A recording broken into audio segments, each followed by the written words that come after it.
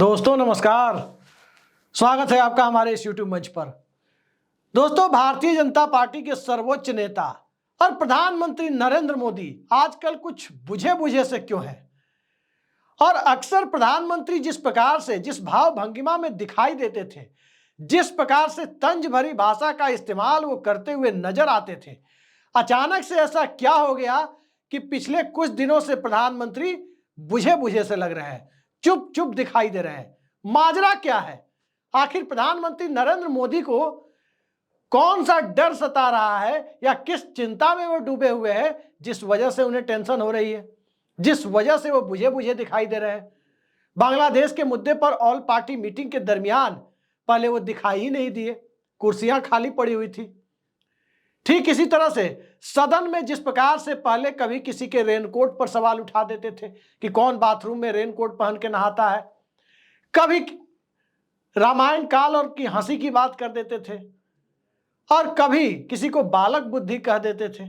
तमाम तरह की चीजें जब प्रधानमंत्री कहते रहे, उसके पहले भी चीन और भारत की जीडीपी के बारे में बतौर गुजरात के मुख्यमंत्री जिस प्रकार की बातें वो करते थे, जिस प्रकार का अनोखा इतिहास ज्ञान वो प्रदर्शित करते थे, अचानक से कॉन्फिडेंस गायब कहां से हो गया कि तमाम चीजें बंद हो गई? क्या जिस टेलीप्रॉम्प्टर की बात की जाती है वो टेलीप्रॉम्प्टर खराब तो नहीं हो गया है? कारण क्या है कि प्रधानमंत्री बोल नहीं पा रहे हैं? मुझे नहीं पता वो टेलीप्रॉम्प्टर से बोलते हैं या खुद से बोलते हैं, लेकिन जो बातें लोग कहते हैं उस पर यदि एतबार करें तो कभी कभी ऐसा एहसास होता है कि प्रधानमंत्री के चुप्पी के पीछे कहीं टेलीप्रॉम्प्टर ही तो खराब नहीं हो गया। लेकिन बड़ी बात यह है कि प्रधानमंत्री आजकल चुप है, बहुत कम बोल रहे हैं, ना के बराबर बोल रहे हैं। और संसद के अंदर कल जो तस्वीर बाहर आई, जिस प्रकार से प्रधानमंत्री बुझे बुझे से दिखे, कई सारी तस्वीर, कई सारी परिस्थितियां एक साथ अब सामने आकर खड़ी होती हुई दिखाई दे रही है। एक विपक्ष के मोर्चे पर, एक अपनी पार्टी के मोर्चे पर, एक संघ के मोर्चे पर, एक विदेश नीति के मोर्चे पर, एक आर्थिक नीति के मोर्चे पर, यानी हर तरह से चुनौतियों को वो झेल नहीं पा रहे हैं। और इन सभी चुनौतियों के बीच सर्वोच्च न्यायालय ने जिस प्रकार से एससी एसटी आरक्षण में वर्गीकरण का मामला सामने ला दिया, उसके बाद से उनकी परिस्थितियां और ज्यादा गंभीर होती हुई जा रही हैं कि वो आखिर कौन सी साइड ले उस मसले पर। लेकिन सवाल एक उस मसले का नहीं है, सवाल तो दरअसल वहां से शुरू होता है जहां अब की बार 400 पार का नारा लगाया गया। सवाल तो वहां से शुरू होता है जहां लोकसभा चुनाव के पहले 2047 तक के विजन की बात कही जा रही थी कि लोग 2024 और 29 का सवाल पूछ रहे थे, वो 2047 से आगे की बात कर रहे थे। ये सारी परिस्थितियां इस देश की जनता ने एक झटके में 4 जून को बदल दी। और 4 जून के बाद की जो परिस्थिति है, उसमें सत्ता में आने वाले नेता नरेंद्र मोदी के सामने बिल्कुल यही परिस्थिति पैदा कर दी है जिस प्रकार की परिस्थिति अक्टूबर 2001 के पहले भाजपा के एक पदाधिकारी के तौर पर नरेंद्र मोदी की हुआ करती थी। कमोबेश वैसी ही परिस्थितियां पैदा हो गई है।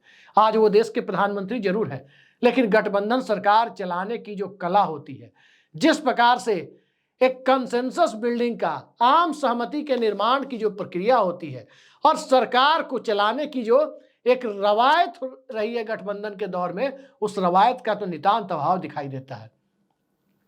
क्योंकि यदि वक्फ बोर्ड के बिल को जेपीसी में ले जाने की नौबत आई है तो भला इसे पेश ही क्यों किया गया? पहले ही किसी मंत्रालय की या किसी अंतर संसदीय समिति में भेज दिया जाता और वहां से जो बिल, मुकम्मल बिल आता, उसे संसद में लाया जाता। दरअसल बात यही है कि पहले से जिस प्रकार से सत्ता चलाने की आदत रही है, जब जो मर्जी आया वो कर दिया, और तब बहुमत की सरकार थी, आज अल्पमत की सरकार है, और अल्पमत की सरकार में यह सब करना मुश्किल हो रहा है। कई सारी चुनौती प्रधानमंत्री के सामने है और उन चुनौतियों के परिणाम का भी उन्हें बखूबी अंदाजा है। चुनौती नंबर 1, लगभग 245 के आसपास की सदस्य संख्या, 250 से 245 के बीच की सदस्य संख्या पर इंडिया अलायंस के समर्थक लोकसभा सांसदों की संख्या अब जाकर टिकी हुई है। और इस परिस्थिति में नीतीश कुमार और चंद्रबाबू नायडू के मूड का ठिकाना नहीं है, या इंडिया गठबंधन के नेताओं की तरफ से जो बेहतर डील हो सकती है, उस डील का कब वो डील किस रूप में सामने आ जाए, उसको लेकर के वो राजनीतिक तौर पर थोड़े से घबराए हुए दिखते हैं। शायद इस वजह से चुप है कि ये सत्ता का पता नहीं कि ये सत्ता कब तक रहे, कब चली जाए। दूसरा बड़ा कारण, जिस प्रकार से विदेश नीति के मामले में सरकार का एक फेल्योर दिखाई दे रहा है। आप सभी देख रहे हैं कि भारत के पड़ोस में बहुत कम देश ऐसे बचे हैं जो कभी सार्क की, दक्षेस की अवधारणा को लेकर आने वाले भारत के साथ खड़े हो। श्रीलंका में किस प्रकार की परिस्थितियों में सत्ता परिवर्तन हुआ, बांग्लादेश में किस प्रकार की परिस्थितियों में शेख हसीना को देश छोड़कर जाना पड़ा, पाकिस्तान में कैसी परिस्थिति है, म्यांमार में कैसी परिस्थिति है, नेपाल में कैसी परिस्थिति है। इन सब के साथ साथ नरेंद्र मोदी की विदेश नीति अब अमेरिकी चुनाव के साल में आकर एक ऐसे मोड़ पर खड़ी हो गई है जहां एक तरफ तो भारतवंशी, भारतीय मूल की माने जाने वाली कमला हैरिस है। स्वाभाविक है कि इस देश के लोगों की उम्मीद होगी कि पहली बार कोई भारतवंशी अमेरिका के राष्ट्रपति पद पर जाए। वहीं दूसरी तरफ अब की बार ट्रंप सरकार का नारा बुलंद करने वाले नरेंद्र मोदी भारत की विदेश नीति का जो नया आयाम गढ़ना चाहते थे, वो ट्रंप सरकार, अगली बार ट्रंप सरकार जैसे नारे देने की हद तक चले गए थे। वहां एक दुविधा की स्थिति है कि करें तो क्या करें। और इस अजीबोगरीब परिस्थिति के बीच में भारत की राजनीति आकर खड़ी हो गई। आर्थिक मोर्चे पर बात करें तो आर्थिक हालात के बारे में इस देश में किसी से छुपा हुआ नहीं है कि देश के 4 बड़े उद्योगपति, चार बड़े औद्योगिक घरानों का नेटवर्थ इस देश के सालाना बजट से ज्यादा हो चुका है। एक वित्तीय वर्ष में भारत सरकार के बजट से ज्यादा नेटवर्थ 4 उद्योगपतियों का, 4 औद्योगिक घराने का हो चुका है। उसमें अंबानी भी है, अडानी भी है और 2 दूसरे लोग भी हैं। ये हालात आज की तारीख में है। देश के सालाना बजट के बराबर तो थोड़ा ही कम कह सकते हैं, 2 ही लोगों का है। ऊपर से हिंडनबर्ग की चर्चा अलग से शुरू हो गई कि हिंडनबर्ग कोई बहुत बड़ा खुलासा भारत के बारे में, भारत के किसी औद्योगिक घराने के बारे में बहुत जल्द करने जा रहा है। हो सकता है सोमवार या मंगलवार तक ये खुलासा हो जाए। उधर से अलग चिंता की बात है, क्योंकि सत्ता के ऊपर क्रोनिक कैपिटलिज्म का, सत्ता के ऊपर चापलूस पूंजीवाद को बढ़ावा देने का एक आरोप पहले से लगता रहा है। इन सब से आगे जाकर बात करें तो इन सब से आगे जाकर बात SC ST आरक्षण की बात मैंने बताई ही आपको। कास्ट सेंसस को लेकर OBC वर्ग के बीच जिस प्रकार की चेतना बढ़ रही है, जिस प्रकार से उनकी वोटिंग प्राथमिकताओं को अब OBC बिहार और यूपी से बाहर निकलकर देश के दूसरे राज्यों में भी तय करने की स्थिति में पहुंच रहे हैं कि अब हिंदुत्व नहीं चलेगा, अब सामाजिक चेतना चलेगी, इसने भारतीय जनता पार्टी के लिए मुश्किल हालात पैदा कर दिए हैं। तो एक तरफ सामाजिक विमर्श भी बिगड़ा हुआ दिखाई दे रहा है बीजेपी के चुनावी हिंदुत्व के लिहाज से, और इन सब से आगे जाकर के देखें तो आगे की जो परिस्थितियां हैं, उन परिस्थितियों में महाराष्ट्र, हरियाणा और झारखंड का चुनाव, और उन चुनाव के बाद क्या भारतीय जनता पार्टी का एक बड़ा खेमा जो अब तक चुप है और उसके पीछे संघ खुलकर खड़े होने की स्थिति में अब तक सामने से नहीं आ पाया है। इन 3 राज्यों के चुनावी नतीजे यदि भाजपा के खिलाफ गए, जो हालात अभी से बने हुए दिखाई दे रहे हैं, तो क्या उस परिस्थिति में नरेंद्र मोदी के लिए दिल्ली की सत्ता बचाना आसान रह जाएगा? इतना आसान मामला यह दिखता नहीं है दोस्तों। आसान इसलिए भी नहीं दिखता है कि भारतीय जनता पार्टी के अंदर आपने देखा होगा कि किस परिस्थितियों में नरेंद्र मोदी की ताजपोशी हुई। भाजपा संसदीय दल की बैठक तक नहीं बुलाई गई, सीधे NDA संसदीय दल की बैठक बुला ली गई। मंच पर नीतीश कुमार, चंद्रबाबू नायडू को विराजमान कर लिया गया और किसी को प्रस्तावक, किसी को अनुमोदक और सांसदों से ताली पिटवाने का काम किया गया कि ताली बजाइए और नरेंद्र मोदी को अमृतकाल के दौर में नए अमृतकाल वाले तरीके से प्रधानमंत्री चुन लीजिए। भाजपा के सांसदों को स्वाभाविक है कि इस बात की टीस होगी कि उन्हें अपना नेता चुनने का मौका नहीं दिया गया। तो क्या इसके बाद नेता चुनने का मौका दिया जाएगा? क्या भारतीय जनता पार्टी संसदीय दल 3 राज्यों के विधानसभा चुनाव के बाद नए सिरे से संसदीय दल के अंदर और संगठन के अंदर दोनों तरफ से बदलाव की कोशिश करेगा? हालात यहां तक पार्टी के फ्रंट पर बीजेपी के अंदर गड़बड़ बताए जा रहे हैं कि भाजपा अपना अगला अध्यक्ष तक नहीं तलाश पा रही। भाजपा के अध्यक्ष जेपी नड्डा मंत्री बन चुके हैं और नया अध्यक्ष या कार्यकारी अध्यक्ष जो नए अध्यक्ष के चुनाव तक पार्टी का काम संभाले वो नाम तक सामने नहीं आ पा रहा। देवेंद्र फडणवीस का नाम आता है, दिल्ली में गुजरात लॉबी जिसे कहते हैं, उस गुजरात लॉबी के अंदर डर व्याप्त हो जाता है। ठीक इसी तरीके से केशव प्रसाद मौर्य का नाम आता है तो तमाम तरह की बातें हो जाती हैं। ठीक इसी तरीके से देखें तो भाजपा के अगले अध्यक्ष के तौर पर तो लोग संजय जोशी का नाम भी चला देते हैं कि उन्हें भी भेजा जा सकता है। सत्ता के में बैठे हुए कुछ लोग मनोहर लाल खट्टर का भी नाम चलाते हैं, लेकिन उसे पार्टी के अंदर से या नागपुर से यानी आरएसएस से बहुत बड़ा समर्थन नहीं मिल पाता। पार्टी एक बार हाथ से फिसल गई तो दिल्ली की सत्ता फिसलते देर नहीं लगेगी। इस बात को भारतीय जनता पार्टी के शीर्ष नेता और मौजूदा समय में नरेंद्र मोदी और उनके चाणक्य माने जाने वाले अमित शाह बखूबी समझते हैं। पार्टी में एक चुनौती योगी आदित्यनाथ की तरफ से बताई जा रही है। योगी आदित्यनाथ को सत्ता में बनाए रखा जाए यूपी में, या सत्ता में उन्हें मुख्यमंत्री पद से हटा दिया जाए, नया मुख्यमंत्री लाया जाए। इसको लेकर अलग अलग तरह की धारणा और अलग अलग तरह की बातें चल रही है। स्वाभाविक है कि जब पीडीए का नारा अखिलेश यादव ने दिया, दलित वोटर उस पीडीए के साथ मजबूती से जुड़ा, पिछड़ा वर्ग और अल्पसंख्यक भी मजबूती के साथ जुड़ने की दिशा में कदम बढ़ाता हुआ दिखा, तो भारतीय जनता पार्टी को योगी आदित्यनाथ के चेहरे पर आगे बढ़ने के पहले 100 बार सोचना होगा। लेकिन योगी आदित्यनाथ को मुख्यमंत्री पद से हटाए जाने की परिस्थितियों में क्या भारतीय जनता पार्टी उत्तर प्रदेश में हाराकिरी तो नहीं करवा लेगी? क्योंकि इस बात की क्या गारंटी है कि जाति जनगणना की डिमांड के दौर में, आरक्षण बढ़ाने की डिमांड के दौर में, एससी एसटी में वर्गीकरण के खिलाफ यूपी में बन रहे माहौल के दौर में जो मुख्यमंत्री बनाया जाएगा, मान लीजिए यदि पिछड़े वर्ग से ही बनाया जाए, यदि दलित वर्ग से ही बनाया जाए, तो इस बात की क्या गारंटी है कि मुद्दों के आधार पर इकट्ठा हो रहा है इस देश का पिछड़ा और दलित तबका व्यक्ति के आधार पर भारतीय जनता पार्टी के साथ खड़ा हो जाए? मुद्दों का मुकाबला कभी व्यक्ति नहीं कर सकता, यह बहुत बड़ी सच्चाई है। और राजनीति को मुद्दों से हटाकर व्यक्ति पर लाने की कवायद में ही सफलता मिलने की सूरत में नरेंद्र मोदी प्रधानमंत्री पद तक पहुंचे।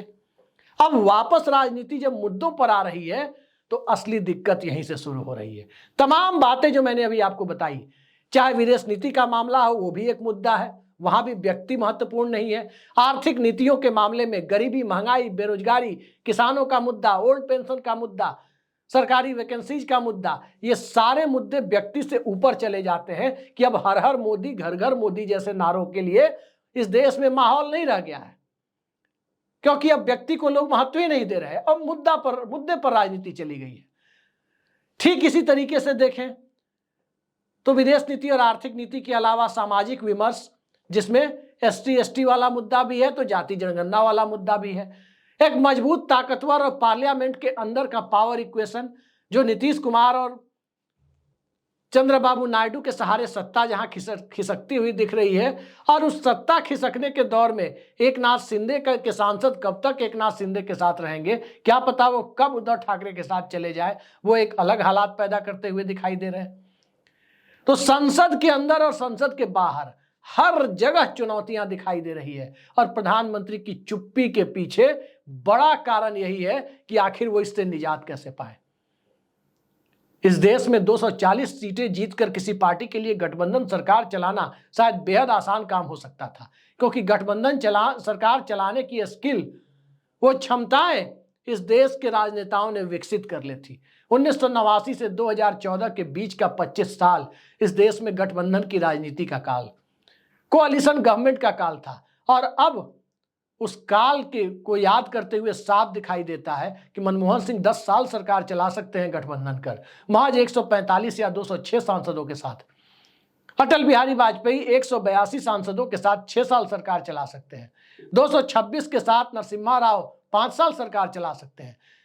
देवेगौड़ा, गुजराल, चंद्रशेखर, विश्वनाथ प्रताप सिंह सभी सरकार चला सकते हैं इस दौर में गठबंधन की। नरेंद्र मोदी को क्या दिक्कत आ रही है? उनके पास तो इन सब गठबंधन सरकारों से ज्यादा सांसद हैं। दरअसल कमी किस चीज की है? स्किल की है और भरोसे की है। 5 साल तक ईडी सीबीआई का, यूं कहें 10 साल तक ईडी सीबीआई और पीएमएलए कानून का दुरुपयोग, इनकम टैक्स के कानून का दुरुपयोग, और फिर उसके बाद गठबंधन की बात, डंडा चलाकर और उसके बाद प्लेट में काजू रखकर, किशमिश रखकर, एक हाथ में डंडा, दूसरे हाथ में जो प्लेट है उसमें काजू किशमिश, ये दोनों एक साथ सियासत में नहीं चलते। और इस बात को बखूबी नरेंद्र मोदी और अमित शाह जानते हैं कि सबके मन में, जो विपक्ष में है उनके मन में भी और जो सत्ता का समर्थन कर रहे हैं उनके मन में भी इस बात की टीस है कि 10 साल की हाई हैंडेडनेस से न सिर्फ इन दलों को कमजोर करने की कवायद की गई, बल्कि इनकी सियासत को भी खत्म करने की बात कही गई। और जब वो लोग इस प्रकार के हालात में फिलहाल सरकार को चलाते या चलवाते हुए दिख रहे हैं, तो आगे इस सरकार को चलवाने के लिए सहयोगी दल कितने तैयार होंगे या कितने दिनों तक चलवाएंगे। महाराष्ट्र का नतीजा बहुत कुछ तय होगा कि नरेंद्र मोदी की सरकार कितने दिनों तक केंद्र की सत्ता पर विराजमान रहेगी। क्या अगले सत्र में सरकार गिर जाएगी? महाराष्ट्र के चुनाव के बाद स्वाभाविक है कि संसद का विंटर सेशन, शीतकालीन सत्र होगा। तो क्या शीतकालीन सत्र का सामना करने की स्थिति में नरेंद्र मोदी की सरकार होगी? अभी तो 240 सीटें ही आई है कि अब किसी सांसद को सस्पेंड करने की हिमाकत नहीं की जा रही है। अब तो सीधे सीधे सदन के अंदर जया बच्चन जैसी वरिष्ठ सांसद आसन की तरफ ही सीधे सीधे आरोप लगाने की हद तक पहुंच जा रही है। ये कॉन्फिडेंस है, जिस कॉन्फिडेंस की कमी, इस विश्वास की कमी विपक्ष के पास हुआ करती थी। एक rarest of the rare example, एक बिरले एग्जाम्पल आपके सामने आने जा रहा है कि उपराष्ट्रपति को हटाने के लिए भी संसद में प्रक्रिया शुरू करने की हद तक विपक्ष जा रहा है। यह नरेंद्र मोदी सरकार के दौर में ही मुमकिन हुआ है। और जब हालात यहां तक है कि सत्ता पक्ष के द्वारा बिठाया गया कोई भी व्यक्ति इस देश के विपक्ष को मंजूर नहीं है, तो भला नरेंद्र मोदी और अमित शाह कैसे मंजूर हो सकते हैं? और यही इस सवाल का जवाब है कि जब जगदीप धनखड़ पर आपत्ति हो सकती है, जब ओम बिरला पर विपक्ष के लोगों को शायद कुछ हद तक आपत्ति हो सकती है, तो भला नरेंद्र मोदी और अमित शाह पर आपत्ति क्यों नहीं हो सकती? और उनकी सरकार को हटाना विपक्ष के लिए कोई मुश्किल काम नहीं है। विपक्ष दरअसल इस सरकार को हटाने की तोहमत अपने ऊपर ना लेकर, बल्कि सरकार को हटाने के लिए व्यापक जन दबाव के उस गुब्बारे का इंतजार कर रहा है, जो गुब्बारा महाराष्ट्र, हरियाणा और झारखंड के चुनाव के बाद बनता दिख रहा है। क्योंकि किसान से लेकर नौजवान तक, मुसलमान से लेकर महिला पहलवान तक, हर जगह सरकार के खिलाफ, भारतीय जनता पार्टी की आर्थिक सामाजिक नीतियों के खिलाफ एक जनमत तो बनता हुआ दिख ही रहा है। और इस जनमत का ही नतीजा था कि भारतीय जनता पार्टी 400 पार की बात करने के बावजूद 60% पर आकर यानी 240 पर अटक गई। बहुमत बीजेपी को नहीं मिल पाया, गठबंधन सरकार बनानी पड़ी। तो यही वो हालात है जिससे नरेंद्र मोदी के अंदर का कॉन्फिडेंस शायद गायब हो चुका दिखता है। परीक्षा पर चर्चा के दरमियान छात्रों को वो ये नहीं कह सकते कि आखिर कठिन सवालों को पहले क्यों हल करना चाहिए, क्योंकि तमाम कठिन सवाल तो अब उनके सामने खड़े हैं। राजधर्म की नसीहत नरेंद्र मोदी इस देश में किसी मुख्यमंत्री को बतौर प्रधानमंत्री दे दे, ये नैतिक बल तो 2002 में ही प्रधानमंत्री बनने के 12 साल पहले उनके हाथ से निकल चुका था। अब दरअसल राजधर्म और कठिन सवालों को हल करने की परिस्थितियां, इन दोनों के बीच जो नरेंद्र मोदी झूलते हुए दिखाई दे रहे हैं, वो कब तक इस झूलती हुई सरकार का नेतृत्व कर पाएंगे, कब तक पेंडुलम में लटकी हुई सरकार इस देश में जनहित के मुद्दों पर फैसले ले पाएगी, ये सवाल अब देश की जनता के सामने है। और सवाल जब देश की जनता के सामने आ ही गया है, तो सवाल इससे भी बड़ा ये है कि 10 सालों में आखिर कितने जनहित के फैसले नरेंद्र मोदी सरकार ने ले लिए। और जनहित के फैसले 10 साल में नहीं हुए तो किस तरह का राष्ट्रवाद था, जिस राष्ट्रवाद के सहारे 2014 में तो खैर उम्मीद के सहारे 2019 में उस राष्ट्रवाद के सहारे नई सरकार बनाई गई। अब जनता के मुद्दों पर सरकार बनाने और चलाने की बारी आई तो सरकार हांफती दिख रही है, पसीने छूट रहे हैं। राहुल गांधी की संसद में उपस्थिति, उनके द्वारा उठाए गए मुद्दे, अखिलेश यादव की उन मुद्दों के साथ कदम ताल करते हुए फोटो, संसद के अंदर विपक्ष की बनी हुई एकजुटता दरअसल सरकार के लिए रूह कपा देने वाली साबित हो रही है। तो अभी संसद के अंदर यह हाल है, जरा 3 राज्यों का चुनाव हो जाने दीजिए। अभी आप प्रधानमंत्री की चुप्पी देख रहे हैं। जो चुप रहने के लिए नहीं जाने जाते, वो यदि चुप है तो उनकी बेबसी को आप समझ सकते हैं। और राहुल गांधी ने जिस प्रकार की बिसात बिछाई, जिस प्रकार की बिसात इंडिया गठबंधन ने बिछाई, उस बिसात को देखते हुए, उस बिछी हुई बिसात को देखते हुए आज अफसोस तो नीतीश कुमार भी कर रहे होंगे कि काश इंडिया गठबंधन 28 जुलाई 2024 को नहीं छोड़ा होता, क्योंकि उस दिन इंडिया गठबंधन को छोड़ने का उनका फैसला राष्ट्रीय आलोचना के केंद्र में नीतीश कुमार को लेकर आया। नीतीश कुमार और चंद्रबाबू नायडू इस देश के एक बड़े हिस्से के लिए राष्ट्रीय आलोचना का केंद्र बने हुए हैं। अब उस आलोचना के केंद्र के बीच कब तक वो भारतीय जनता पार्टी का साथ देते रहेंगे, इस सवाल को नरेंद्र मोदी को हर दिन के हिसाब से नहीं, हर घंटे के हिसाब से नहीं, हर मिनट और हर सेकंड के हिसाब से सोचना पड़ रहा है। यही उनकी चुप्पी का सबसे बड़ा कारण है। सरकार की स्थिरता पर सवाल यहीं से उठता है। लेकिन अब सवाल स्थिरता पर नहीं, अब सवाल इस बात पर उठना शुरू हुआ है कि विपक्ष वैकल्पिक सरकार के निर्माण की दिशा में कब निर्णायक कदम उठाता है। तो देखते जाइए होता क्या है। आज के लिए इतना ही। नमस्कार।